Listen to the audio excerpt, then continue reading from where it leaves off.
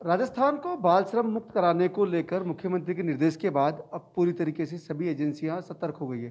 चाहे मुख्य सचिव हो या फिर बाल संरक्षण आयोग, तमाम जो एजेंसियां हैं उन्होंने तैयारी शुरू कर दी कि राजस्थान को भिक्षावृत्ति से, खासतौर से छोटे बच्चे जो जिस तरीके से भिक्षावृत्ति कर रहे हैं, उनको इन सबसे बाहर निकालने के लिए काम किया जाए। भाई बाल आयोग भी इसमें अपनी तरफ से कदम बढ़ा रहा है, अभियान शुरू किया जा रहा है सोमवार से। किस तरह का अभियान होगा इस पर खास बात करते हैं। मैम, भिक्षावृत्ति से मुक्त करने के लिए मुख्यमंत्री जी ने पहले ही निर्देश दिए जा चुके हैं, खासतौर से बच्चों, क्योंकि बाल आयोग के जिम्मे बच्चों का जिम्मा है। किस तरह से इसको करेंगे, क्योंकि लगातार अभियान चलते हैं लेकिन अभियान रिजल्ट तक नहीं पहुंच पाते हैं।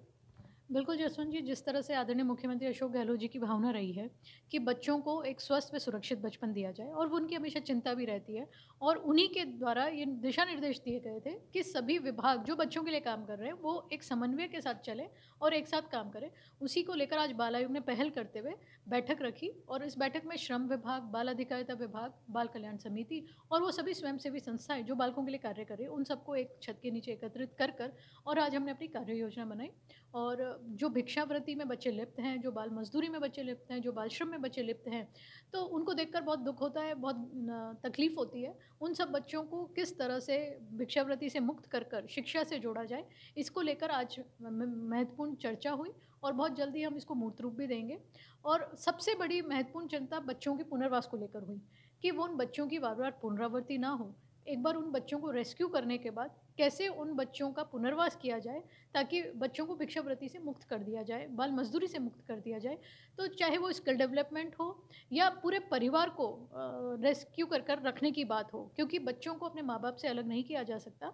तो हमने ये भी चर्चा की कि जहाँ पर ऐसा महसूस होता है कि माता-पिता हैं और आर्थिक रूप से सक्षम नहीं है, तो उनको स्किल डेवलपमेंट से जोड़कर, रोज़गार से जोड़कर पूरे परिवार को एक साथ रखा जाएगा। सरकारी बिल्डिंग हम लोग इस तरह से तैयार करवा रहे हैं और उन बच्चों का बेहतर पुनर्वास परिवार के साथ किया जाएगा। अच्छा, क्योंकि अब तक कोई संख्या सामने आ पाई राजस्थान में कितने बच्चे हैं जिनको जो इस तरह से इसमें भिक्षावृत्ति में और बाल मजदूरी में लिप्त हैं, जिनके ऊपर कार्रवाई की जाएगी। बिल्कुल, आज बाल आयोग ने कड़े दिशा निर्देश दे दिए हैं विभागों को कि इसकी दोबारा से एक बार काउंटिंग हो, चूँकि जिस तरह से जसवंत जी अपन देख रहे हैं कि कोरोना जैसी महामारी की वजह से ये फिगर जो है वो बढ़ भी सकता है, और आर्थिक रूप से जो मार पड़ी है वो निम्न वर्ग, मध्यम वर्ग सभी पे पड़ी है। तो उसके बाद एक बार अभिभावक जन बच्चों को शिक्षा की जगह कहीं न कहीं काम या रोज़गार के लिए आगे बढ़ा रहे हैं। तो उसको देखते हुए बाल आयोग बहुत चिंतित है। इसी वजह से हमने संबंधित विभागों से भी कहा है, संबंधित एनजीओज़ से भी कहा है कि इसका एक बार फिर से स्टडी किया जाए, रिसर्च किया जाए और वो संख्या हमारे सामने लेकर आई जाए। क्या मानना है कि जो कोविड के बाद में बाल श्रम की या बाल मजदूरी की संख्या बढ़ी है? बिल्कुल कोविड के बाद में हम कह सकते हैं, लेकिन अभी तक पूरी तरह से ये बात हम इसलिए नहीं कह पाएँगे क्योंकि अभी स्कूलें खुलना बाकी हैं। तो हमने पूरे प्रदेश भर के जिला शिक्षा अधिकारी हों, चाहे शिक्षा विभाग के प्रिंसिपल सेक्रेटरी हों, सबसे ये भी कह दिया है कि आप बिल्कुल वॉच रखिए। ऐसे बच्चे जो अचानक स्कूल आना बंद हो गए हों, जिन्होंने पढ़ाई नहीं कर रहे, उन बच्चों को फ़ॉलो अप करके ये देखा जाए कि कितने ड्रॉप आउट की संख्या है, और अगर वो ड्रॉप आउट हैं, तो वो आज कहाँ हैं? तो उसके बाद एक सही फ़िगर हम लोगों के सामने आ पाएगा। अच्छा, जो अभियान शुरू होगा सोमवार, तो किस तरह का अभियान होगा, कहाँ-कहाँ पर उसके कार्य किया जाएगा?